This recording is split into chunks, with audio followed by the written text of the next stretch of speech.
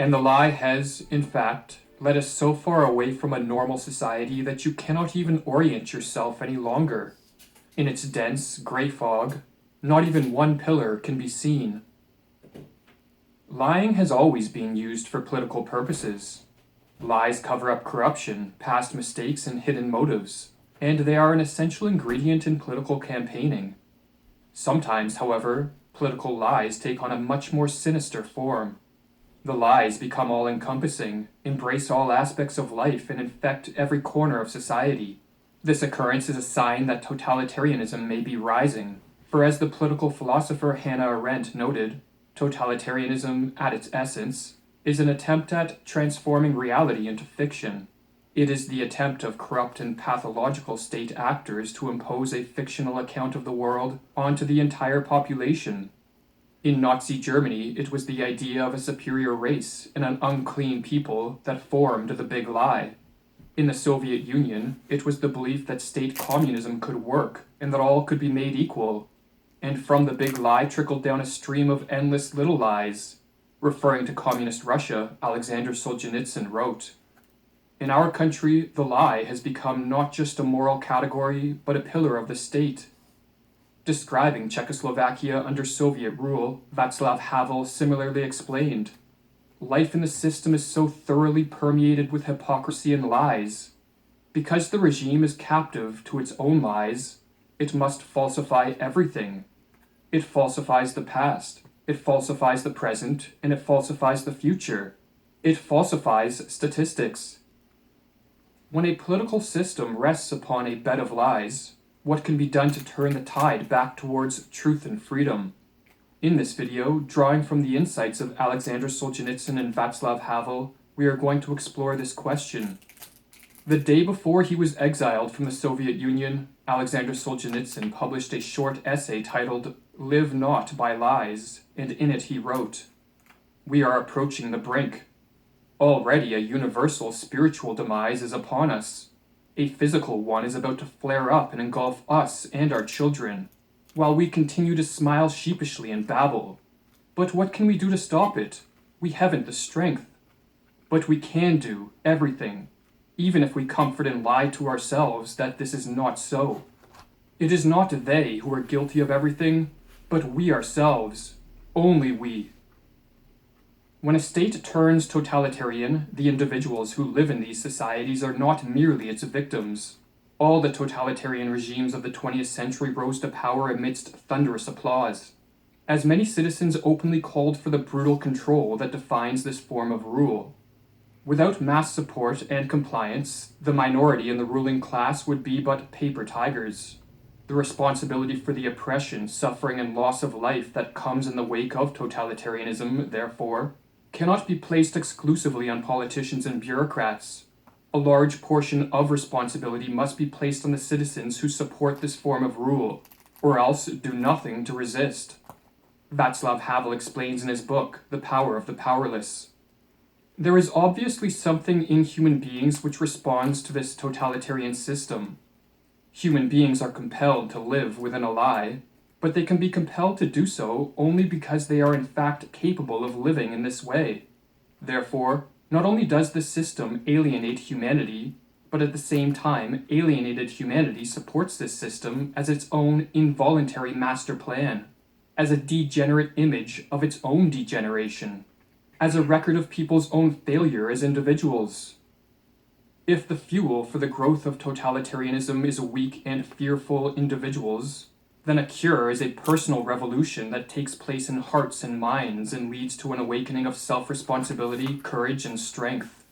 The best resistance to totalitarianism is simply to drive it out of our own souls, our own circumstances, our own land, to drive it out of contemporary humankind. Alexander Solzhenitsyn's writings played a major role in toppling the communist Soviet Empire, and he advised we engage in such a personal revolution by transforming our life in a way which targets the most vulnerable part of the totalitarian system, the lies upon which it is built. In Live Not by Lies, Solzhenitsyn explains, "And therein we find, neglected by us, the simplest, the most accessible key to our liberation. a personal non-participation in lies. Even if all is covered by lies, even if all is under their rule, let us resist in the smallest way.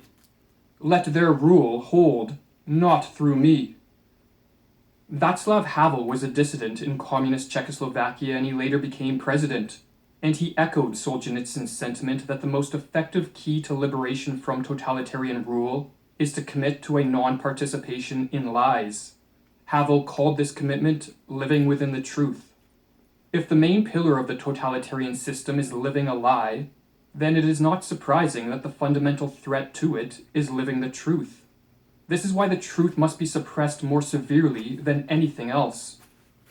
To engage in a non-participation in lies, or in Havel's terminology, to live within the truth, is to stop parroting the lies of the state and to refrain from acting in ways which conform to state propaganda. It is to resolve to live as freely and authentically as possible, to boldly express our individuality and spontaneity. Spontaneity, with its incalculability, wrote Hannah Arendt, is the greatest of all obstacles to total domination over man. It is to follow our conscience and place morality above unjust laws, to fearlessly pursue personal and communal values, and to give voice to our thoughts undeterred by ridicule. To live within the truth is to act in ways which promote a cultural reawakening, thus serving as a counterforce to the totalitarian system's coercive march towards cultural stagnation, suffering, and death. Our way must be, never knowingly support lies.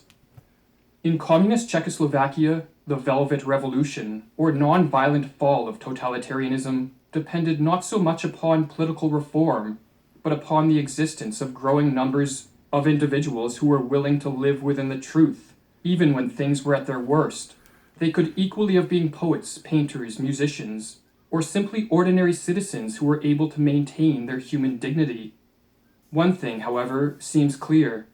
The attempt at political reform was not the cause of society's reawakening, but rather the final outcome of that reawakening. As an example of how living within the truth can revitalize a society, Havel recounts the story of a rock band, the Plastic People of the Universe. In communist Czechoslovakia, musicians were required to register with authorities, and were banned from creating music deemed too provocative or threatening to the political system. The Plastic People of the Universe refused to toe the line, and following a concert in 1976 they were arrested, and the ensuing trial gained enormous public interest. The state media branded the band members as drug addicts, mentally ill, extremists, and traitors to the country. However, many of the citizens had grown tired of living within a lie, and they supported the young musicians. And as Havel notes, in many respects the trial marked the beginning of the end of totalitarianism in Czechoslovakia. Havel writes, "The Plastic People of the Universe were unknown young people who wanted no more than to be able to live within the truth, to play the music they enjoyed, and to live freely in dignity and partnership. They had been given every opportunity to adapt to the status quo, to accept the principles of living within a lie, and thus to enjoy life undisturbed by the authorities. Yet they decided on a different course. In some ways, the trial was the final straw. People came to realize that not standing up for the freedom of others meant surrendering one's own freedom." Along with demonstrating the real-world impact that can result from the actions of ordinary individuals who live within the truth, that a young rock band sparked a movement that toppled the totalitarian system in Czechoslovakia unveils an important but underappreciated characteristic of this type of political system. Despite appearances, it is by its nature weak, brittle, and in need of constant infusions of fear and lies in order to prevent it from collapsing. This weakness is why totalitarian regimes constantly slander and persecute anyone, even harmless musicians, who engage in even a modest attempt to live within the truth. For truth is the primary enemy of totalitarianism, as it erodes the foundation of lies upon which it is built. Havel explains, "The crust presented by the life of lies is made of strange stuff.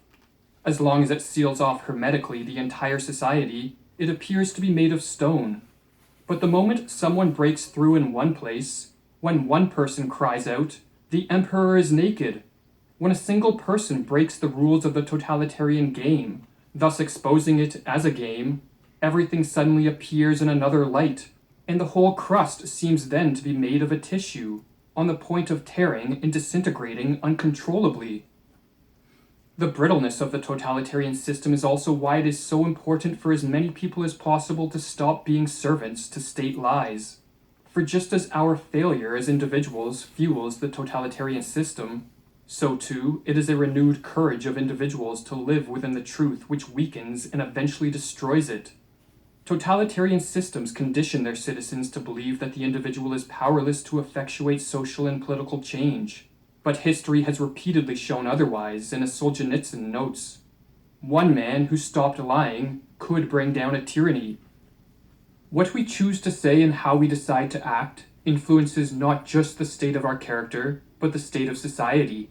And when living in the midst of totalitarian rule, the fundamental choice to make is whether we are going to stand on the side of truth and freedom, or on the side of lies and malevolent authority.